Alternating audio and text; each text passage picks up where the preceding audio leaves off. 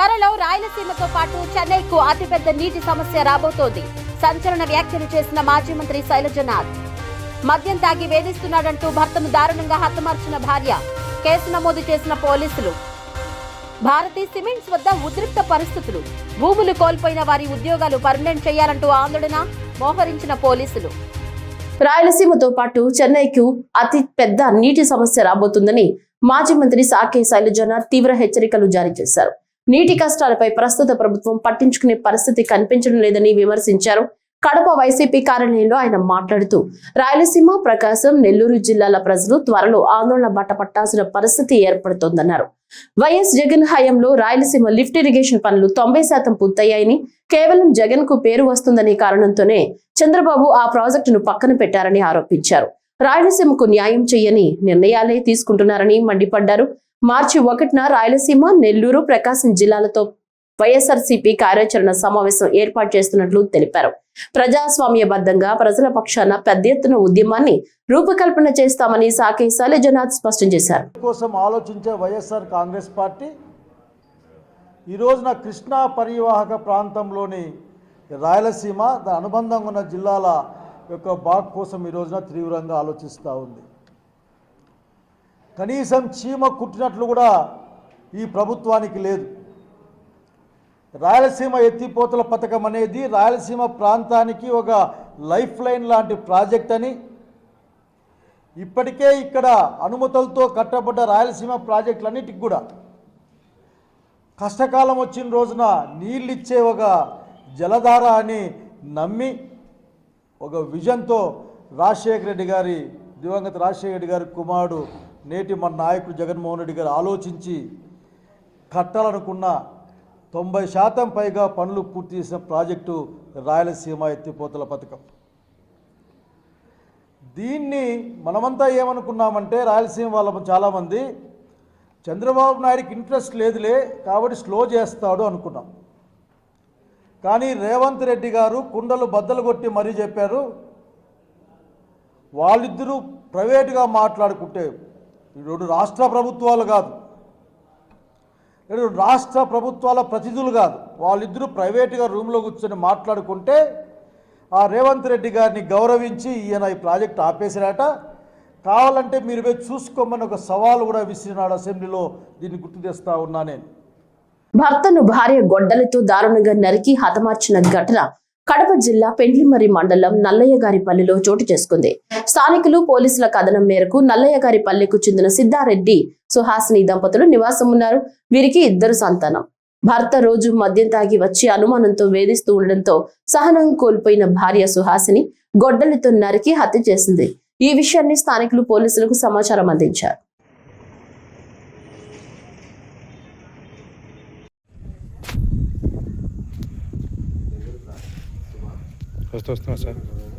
వస్తా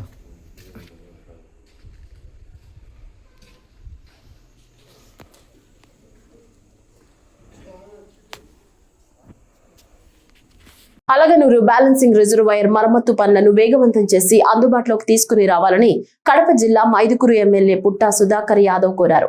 అసెంబ్లీలో ఈ పనుల అంశాన్ని ప్రస్తావించారు. అలగనూరు రిజర్వాయర్ మరమ్మతు పనులను త్వరితగతిన పూర్తి చేయాలని అసెంబ్లీ వేదికగా పుట్టా సుధాకర్ యాదవ్ ప్రభుత్వాన్ని కోరారు. మైదుకూరు నియోజకవర్గ ప్రాంత రైతులకు నీటి సమస్యలు తలెత్తుతున్నాయని, పనులు ఆలస్యమైతే సాగునీటి ఇబ్బందులు మరింత పెరుగుతాయని ఆందోళన వ్యక్తం చేశారు.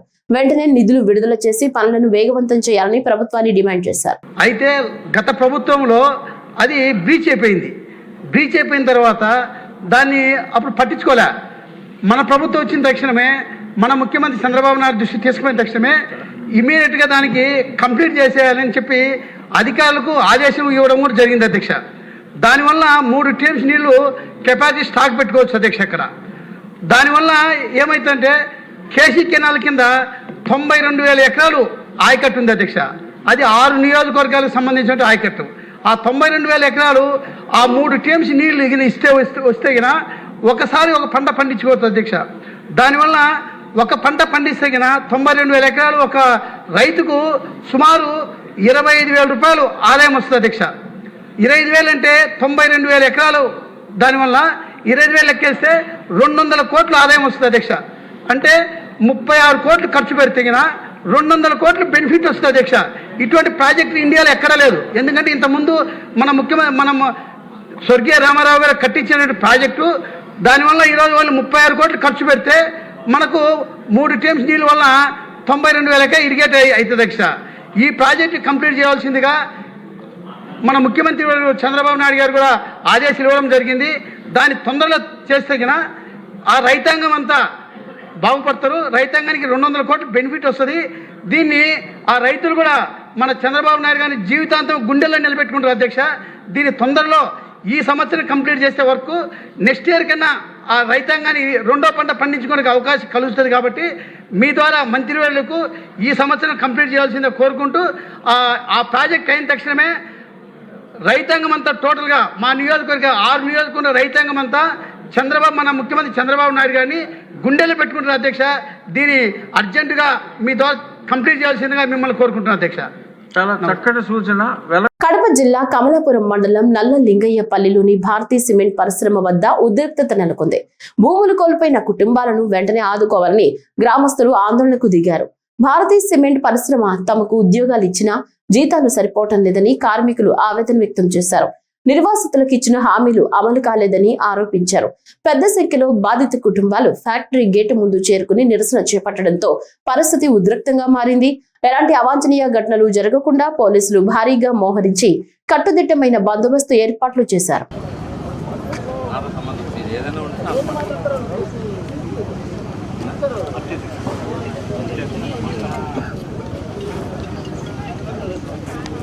వచ్చేటప్పుడు చెప్పకపోతే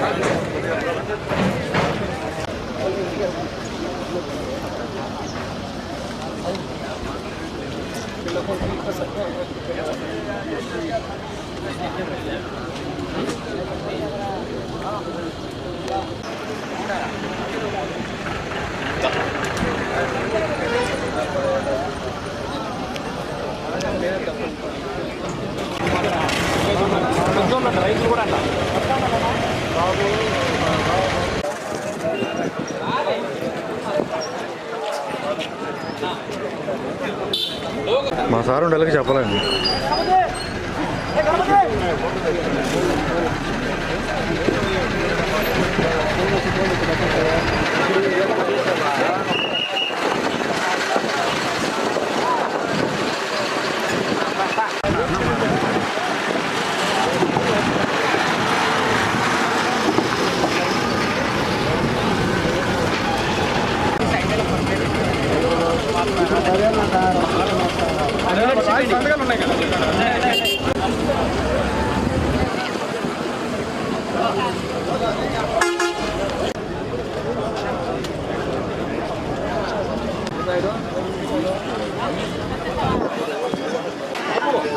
అన్నమయ్య జిల్లా రాయచోటిలో శ్రీ భద్రకాళి సమేత వీరభద్రస్వామి వారి వార్షిక బ్రహ్మోత్సవాలు వైభవంగా జరుగుతున్నాయి. ఉత్సవాల్లో భాగంగా 7వ రోజు స్వామి అమ్మవార్లకు ప్రత్యేక పూజలు నిర్వహించారు. ఈ సందర్భంగా భద్రకాళి సమేత శ్రీ వీరభద్ర ఉత్సవమూర్తులను సుందరంగా అలంకరించి నంది వాహనంపై కొలువు తీర్చి డప్పు వాయిద్యాలు, బాణాసంచా పేలుళ్లు, కోలాటాలు, చెక్క భజనలు మధ్య పురవీధుల్లో ఘనంగా ఊరేగింపు కార్యక్రమం నిర్వహించారు. అడుగడుగున భక్తులు కొబ్బరికాయలు కొట్టి మొక్కులు చెల్లించుకున్నారు. ఈ ఊరేగింపు కార్యక్రమంలో కర్ణాటక భక్తులు చేపట్టిన వివిధ విన్యాసాలు అందరినీ ఆకట్టుకున్నాయి. ఊరేగింపు అనంతరం ఆలయం వద్ద అగ్నిగుండ ప్రవేశ కార్యక్రమం నిర్వహించారు.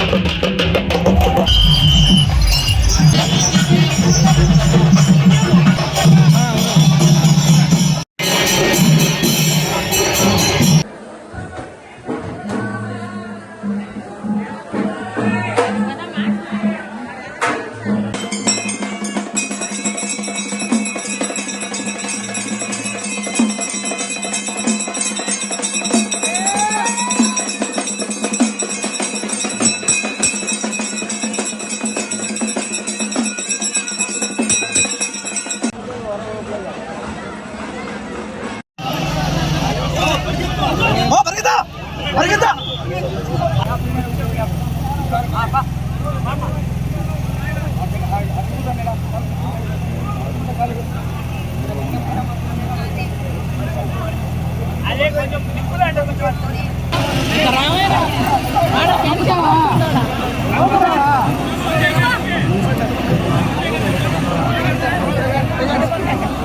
జిల్లా ప్రొద్దుటూరు పట్టణంలోని సినీ హబ్ సమీపంలో రోడ్డు ప్రమాదం చోటు చేసుకుంది. ఈ ప్రమాదంలో ఓ యువకుడు మృతి చెందాడు. రోడ్డు ప్రమాదంలో మృతి చెందిన వ్యక్తి మైదుకూరు మండలం ఏటూరు గ్రామానికి చెందిన జీవరత్నంగా గుర్తించారు. ద్విచక్ర వాహనంపై వస్తుండగా లారీ ఢీకొనడంతో ఘటనా స్థలంలోని తీవ్ర గాయాల పాలై మృతి చెందాడు. సమాచారం అందుకున్న పోలీసులు వెంటనే సంఘటనా స్థలానికి చేరుకుని పరిస్థితిని పరిశీలించారు. మృతదేహాన్ని ప్రొద్దుటూరు జిల్లా ఆసుపత్రికి తరలించారు. కేసు నమోదు చేసి దర్యాప్తు ప్రారంభించారు.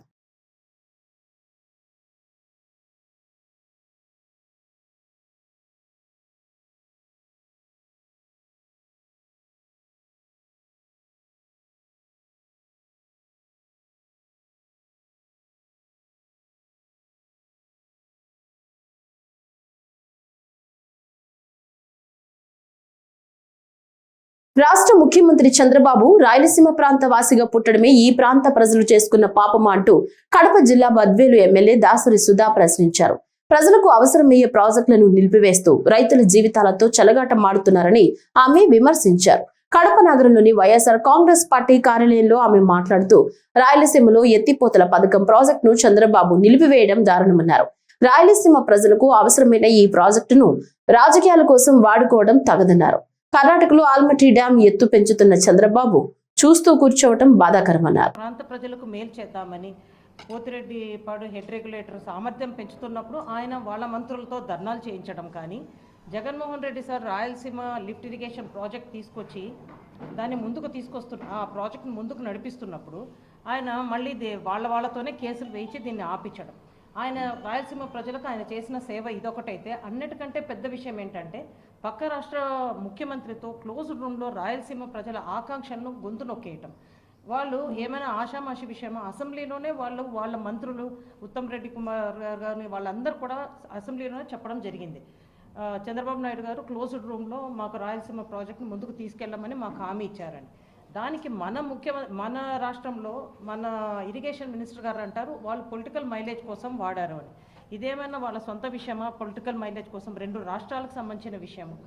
ఒక పక్కన తెలంగాణ వాళ్ళు కర్ణాటక ప్రభుత్వం ఆల్మట్టి ఎత్తు పెంచింది, తెలంగాణలో 8 TMC వాటర్ తీసేస్తున్నారని చెప్తే ఈ ఇరిగేషన్ మినిస్టర్ గారు ఏమంటారు, ముచ్చుమరిలో మనం వాటర్ తీస్తున్నాం కదా అని. ముచ్చుమరిలో 0.6 TMC తీస్తుంటే ఒక పక్క తెలంగాణ విద్యుత్ అవసరాలకు కానీ అన్నిటికి కలిపి 8 TMC యూజ్ చేస్తుంటే వీళ్లకు ఎక్కడ రాయలసీమ ప్రజల పట్ల చిత్తశుద్ధి ఉందని మేమందరం ప్రశ్నిస్తున్నాం. సరే, ఈరోజు జగన్మోహన్ రెడ్డి సార్ టైంలోనే నిలబడిపోయిందని మా డిఆర్సీ మీటింగ్లో ఇక్కడ రాయలసీమ ప్రాంతంకి నుంచి వచ్చిన సవితమ్మ గారు కడపలో డిఆర్సీ మీటింగ్లో మీరు మీ టైంలో ఎన్జిటి పర్మిషన్ ఇవ్వలేదని ఆవిడ మాట్లాడడం జరిగింది. మేమేమంటున్నాము, ఒక పక్క తెలంగాణ ఎక్కడే కానీ వాళ్ళు కూడా పర్మిషన్స్ లేకుండానే ప్రాజెక్ట్స్ వాళ్ళ ప్రాంతం కోసం వాళ్ళు సేఫ్ గార్డ్ చేసుకుంటూ వాళ్ళు ముందుకు పోతున్నారు. అదే ఇక్కడ రాయలసీమ ప్రాంతంలో ఈ ప్రాజెక్ట్స్ అన్నీ ఏవే ఉన్నాయో, ఈ GNSS కానీ HNSS కానీ చెన్నైకి డ్రింకింగ్ వాటర్ కానీ అన్నీ కూడా ఈ కృష్ణా వాటర్ మీద డిపెండ్ అయ్యి ఉన్న ఈ ప్రాజెక్ట్స్ ఇవన్నీ కూడా ఓల్డ్ ఎగ్జిస్టింగ్ ప్రాజెక్ట్సే. దీన్ని వీళ్ళు ఫైట్ చేయడానికి కేంద్రంలో వీళ్ళ అలయన్స్లో ఉన్న ప్రభుత్వమే ఉంది. ఈ ఎగ్జిస్టింగ్ ప్రాజెక్ట్స్ మీదనే మనం వాటర్ రిక్వైర్మెంట్ కోసం తీసుకున్నదే ఇది. వీళ్ళు ఇది ఫైట్ చేయడానికి ఇది పెద్ద విషయం కాదు. నిజంగా వీళ్ళకి చిత్తశుద్ధి ఉంటే ఇది ఫైట్ చేసి వీళ్ళు ముందుకు పోవాల్సిన అవసరం ఉందా లేదా అని మేము ప్రశ్నిస్తాను. ఖచ్చితంగా ఈరోజు సార్ వాళ్ళంతా చెప్పిన విధంగా ఈ ప్రాంత ప్రజలకు మేలు జరగాలంటే ఖచ్చితంగా జగన్మోహన్ రెడ్డి సార్ పిలుపు మేరకు మేమందరం కూడా ఆల్రెడీ ఇది మొన్న ఈ మధ్యలోనే పోతిరెడ్డిపాడులో మేమందరం కూడా మీటింగ్ జరిపి ఈ విషయాలన్నీ కూడా ప్రజలకు తీసుకెళ్ళటం జరిగింది. మా పార్టీ అధినాయకుడి పిలుపు మేరకు అందరూ ప్రజా సంఘాలు వచ్చే వాళ్ళందరినీ కూడా కలుపుకొని దీన్ని పెద్ద ఎత్తున మార్చి 1న ఈ రాయలసీమ ప్రాంత ప్రజల ఆకాంక్షలు ఇక్కడ ఉన్న వాళ్ళందరి కోసం కూడా, ఎందుకంటే రాబో రోజుల్లో ఆల్మట్టి ఎత్తు ఇంకా పెంచితే అసలు తాగేదానికి కూడా నీళ్లు ఉండకపోయే పరిస్థితి ఉంది. కాబట్టి ఖచ్చితంగా కూడా అందరూ పెద్ద ఎత్తున తరలి రావాలా, ఈ ప్రాజెక్ట్ని కాపాడుకోవాల్సిన అవసరం ఖచ్చితంగా ఉంది. కాబట్టి మేమందరం కూడా వైఎస్ఆర్సీపీ పార్టీ తరఫున ఈ ప్రోగ్రామ్ని ముందుకు తీసుకెళ్తాం. మీ అందరూ కూడా దీన్ని పెద్ద ఎత్తున అందరికీ ఈ విషయం చేరవేసేలాగా న్యూస్ ఇవ్వమని చెప్పి కూడా మీ అందరినీ రిక్వెస్ట్ చేస్తాం. Thank you. రాష్ట్రంలో కూటమి ప్రభుత్వం దంచుడు ప్రభుత్వంగా, బాధుడు ప్రభుత్వంగా, వీరబాధుడు ప్రభుత్వంగా తయారు కావటం దురదృష్టకరమని, శోచనీయమని రాజ్యసభ మాజీ సభ్యులు తులసిరెడ్డి అన్నారు. వేంపల్లిలో మాట్లాడుతూ ఏరు దాటినంత వరకు ఓడమల్లన్న, ఏరు దాటాక బోడిమల్లన్న అనే విధంగా రాష్ట్రంలో కూటమి పాలన తయారైందని ఎద్దేవా చేశారు. వైకాపా ప్రభుత్వం దంచుడు ప్రభుత్వంగా, వీరబాధుడు ప్రభుత్వంగా తయారైందని, తాము అధికారంలోకి వస్తే ఛార్జీలు గాని పన్నులు గాని పెంచమని, ఇంకా వీలైతే తగ్గిస్తామని కూటమి పార్టీలు ఎన్నికలకు ముందు ప్రజలకు హామీలు ఇచ్చాయని, ప్రజలు నమ్మి ఓట్లు వేశారు. అధికారంలోకి వచ్చాక కూటమి ప్రభుత్వం ప్లేటు ఫిరాయించడం దురదృష్టకరమన్నారు. కూటమి ప్రభుత్వం రాష్ట్రంలో అధికారంలోకి వచ్చాక అనేక రూపాల్లో బాధుడు కార్యక్రమం చేస్తోందన్నారు. పన్నులు పెంచి, ధరలు పెంచి, ఛార్జీలు పెంచి ప్రజలను బాధడంలో, వీరబాధుడు బాధడంలో అటు వైకాపా ప్రభుత్వం, ఇటు చంద్రబాబు నేతృత్వంలోని కూటమి ప్రభుత్వం దొందే. ఎన్నికలకు ముందు కూటమి పార్టీలు ఏం చెప్పాయి? వైకాపా ప్రభుత్వం అటు కరెంటు ఛార్జీలు కానీ, ఇటు పన్నులు కానీ, ధరలు కానీ పెంచి ప్రజలను వీరబాధుడు బాదుతూ ఉంది. కూటమి పార్టీలు అధికారంలోకి వస్తే ఈ బాధుడు కార్యక్రమం ఉండదు. అంతేకాకుండా ఇంకా ధరలు, ఛార్జీలు, పన్నులు తగ్గిస్తాము అని హామీ ఇవ్వడం జరిగింది. కానీ అధికారంలోకి వచ్చిన తర్వాత జస్ట్ రివర్స్ జరుగుతూ ఉంది. ఈ 20 నెలల కాలంలోనే, కూటమి ప్రభుత్వం అధికారంలోకి వచ్చినాక 20 నెలల కాలంలో విద్యుత్ సర్దుబాటు ఛార్జీల పేరుతో 15,485 కోట్ల రూపాయలు అదనపు భారము విద్యుత్ వినియోగదారుల మీద మోపింది. రెండవది, వాహనాలపై రహదారి భద్రతా సెస్సు, లైఫ్ ట్యాక్స్పై 10% విధించింది. మూడవది, మద్యం బాటిళ్ళ మీద 10 రూపాయలు పెంచి మందుబాబుల మీద ఏడాదికి 1,391 కోట్ల రూపాయల అదనపు భారం మోపింది. ఏపీ లాటరీ ద్వారా 3,000 కోట్ల రూపాయలు, ఆన్లైన్ గేమింగ్పై పన్ను విధించడం ద్వారా 1,400 కోట్ల రూపాయలు, స్థానిక సంస్థల వినోద పన్ను పెంచడం ద్వారా 2,300 కోట్ల రూపాయలు, వ్యాట్ ద్వారా అదనంగా 1,300 కోట్ల రూపాయలు, వృత్తి పన్ను పెంపు ద్వారా 400 కోట్ల రూపాయలు, SGSTపై 1% సెస్ విధించే ద్వారా 4,700 కోట్ల రూపాయలు. కాబట్టి ఇన్ని విధాలుగా ప్రజలపై అటు పన్నులు అదనంగా విధించడం, ఇటు ఛార్జీలు పెంచడం, ఇటు ధరలు పెంచడం, ఈ విధంగా బాధుడే బాధుడు, వీర బాధుడు చేస్తూ ఉంది కూటమి ప్రభుత్వం. ఇది ఎలా ఉందంటే, కోడలికి బుద్ధి చెప్పి అత్త తెడ్డు నాకింది అనే సామెతను గుర్తు చేస్తూ ఉంది.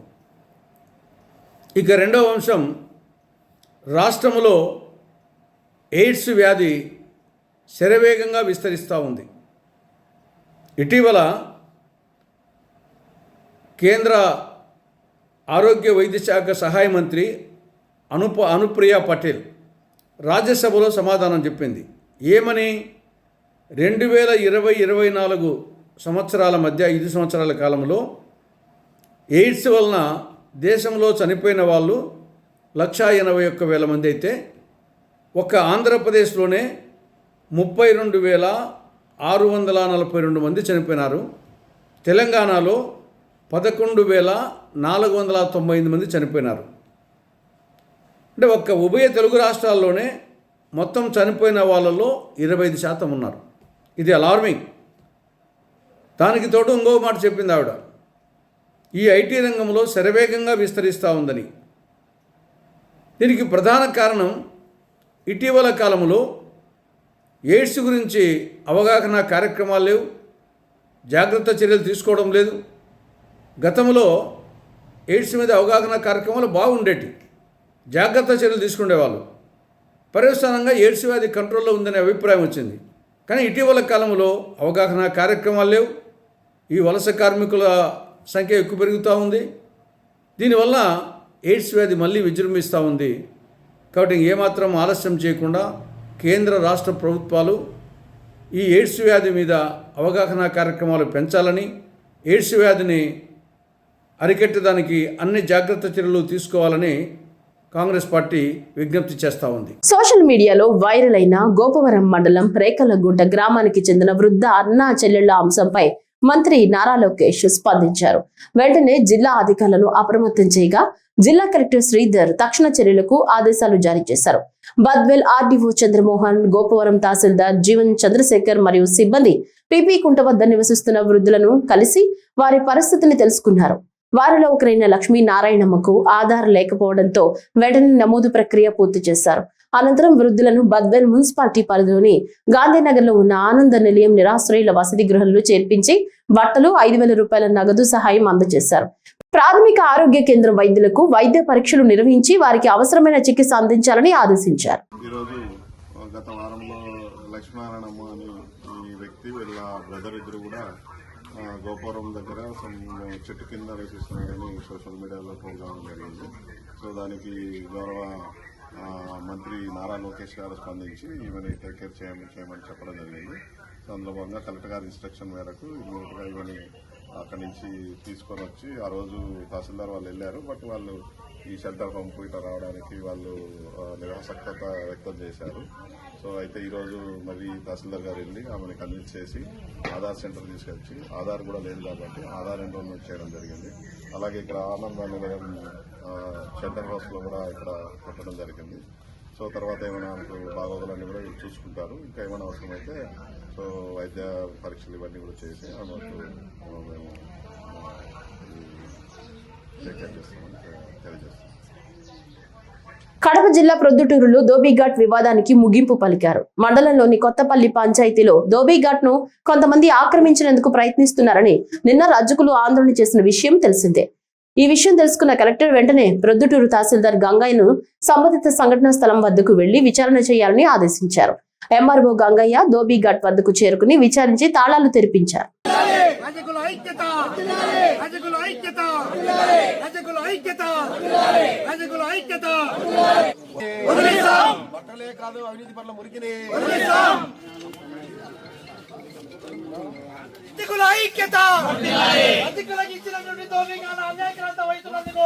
ఈ కార్యక్రమంలో ఎక్కడైతే కనుక జీవనోపాధి కోసం మనం ధోబీఘాట్ను నిర్మించుకోవడం కోసం నిధులు ప్రయత్నం చేస్తా ఉన్నాం.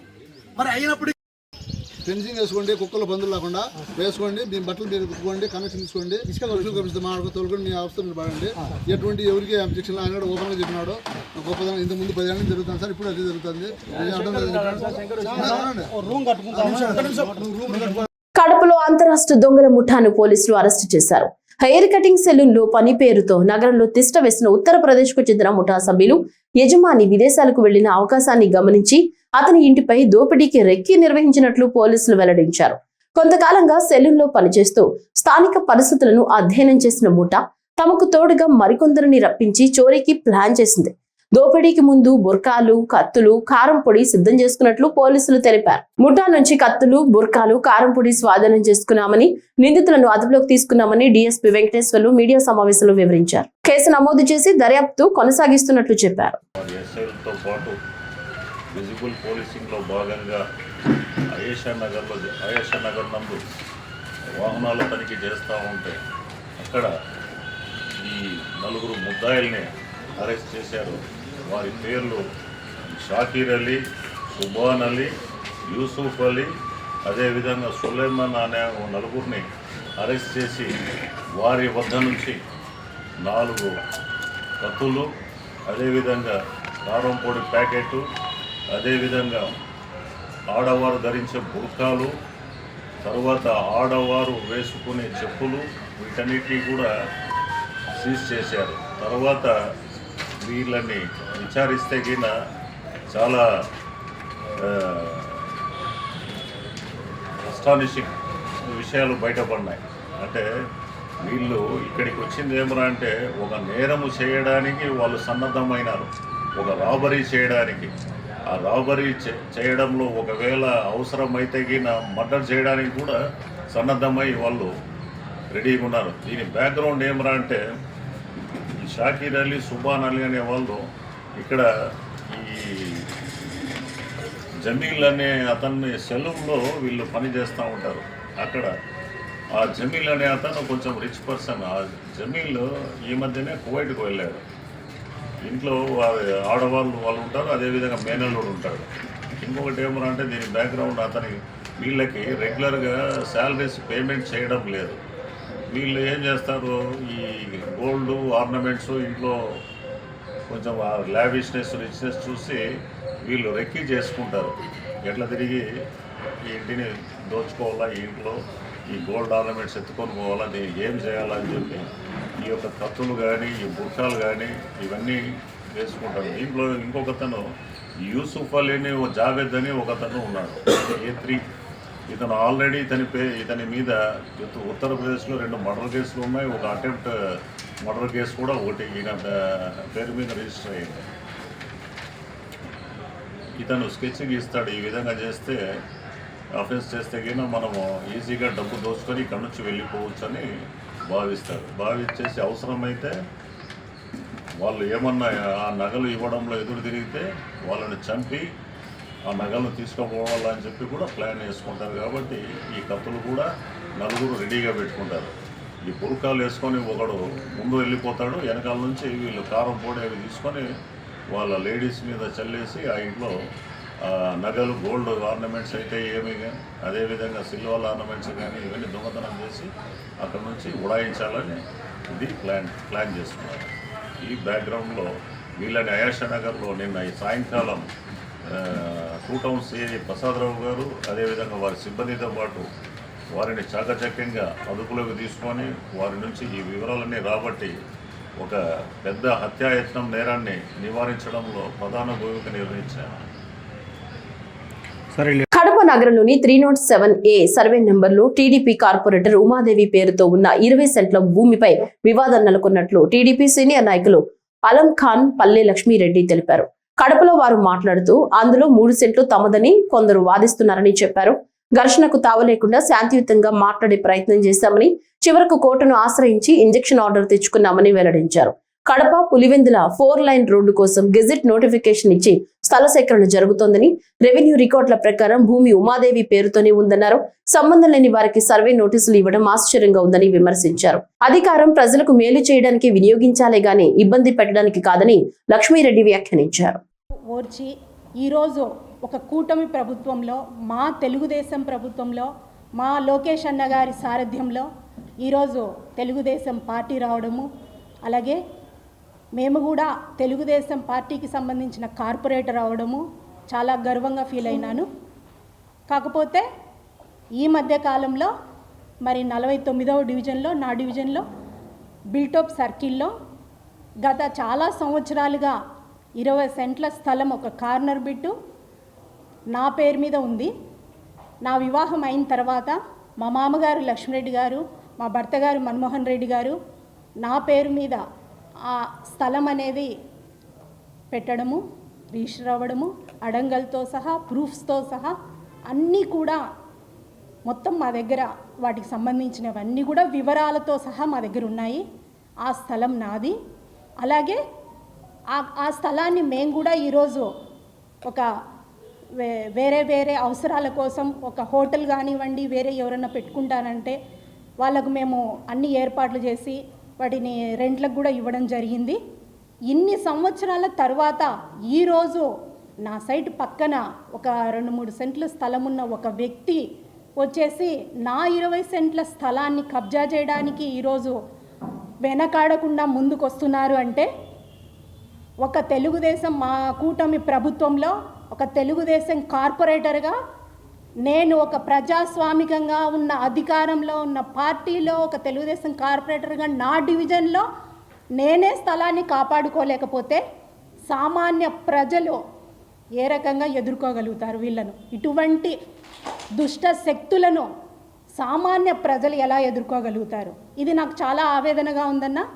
ఎందుకంటే మా గవర్నమెంట్లో నా డివిజన్లో ఎప్పుడు ఇటువంటి సమస్య రాలేదు. వచ్చినా వారికి అండగా నా కుటుంబం, నేను మరి ముందుకుండి ఇన్ని సంవత్సరాల్లో మేము పోరాటం చేసి ప్రతి ఒక్క పౌరుడికి న్యాయం జరిగేలాగా చేయబట్టే ఈరోజు అలంకాన్పల్లె లక్ష్మీరెడ్డి గారి కుటుంబం అన్న గౌరవనీయులు, అలాగే ఒక టీడీపీ కార్పొరేటర్ ఉమక్ అంటేనే న్యాయానికి ప్రతిరూపంగా నా ప్రజలు నన్ను ఆదరించినారు. ఇన్ని ఏళ్లలో ఇటువంటి పరిస్థితి మేము ఎప్పుడు చూడలేదు. అటువంటిది ఈరోజు మా స్థలంకే వచ్చేసి నా సైటు నా పేరు మీద రిజిస్టర్ అయ్యి మా మామగారి పరంపర నుంచి మాకు వచ్చిన స్థలాన్ని ఈరోజు కబ్జా చేయడానికి ముందుకు వస్తున్నారు అంటే మనము ఏ పరిస్థితుల్లో ఉన్నాము, ఎటువంటి స్థితిలో మనం ఈరోజు మన ప్రభుత్వం మనం జరుగుతుంది అనేది నాకు చాలా బాధాకరంగా ఉంది. ఒక కార్పొరేటర్కే అక్షరాల ఈడ న్యాయం జరగని పక్షంలో ఒక కార్పొరేటర్కే ఈరోజు దిక్కు లేకుండా మరి ఎంతోమంది శక్తులు వచ్చి మా మీదే మరి విరుచుకుపడేలాగా నా స్థలమే కబ్జా చేసే పరిస్థితుల్లో ఉంటే ఈరోజు ఎస్ న్యూస్ వార్తలు ఇంతటితో సమాప్తం. తిరిగి రేపటి వార్తల్లో కలుసుకుందాం.